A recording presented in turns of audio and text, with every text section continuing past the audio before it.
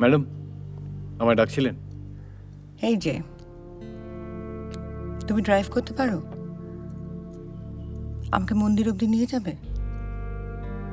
গাড়িতে তো অনেকবার গেছেন ম্যাডাম, বাইকে যাবেন?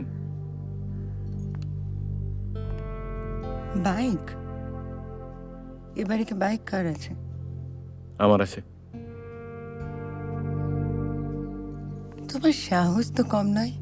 সাহেবের বউকে তোমার বাইকের পেছনে বসে মন্দিরে নিয়ে যাবে? সাহস না থাকলে কি আর এ বাড়িতে চাকরি করতে আসি ম্যাডাম? 1 মিনিট।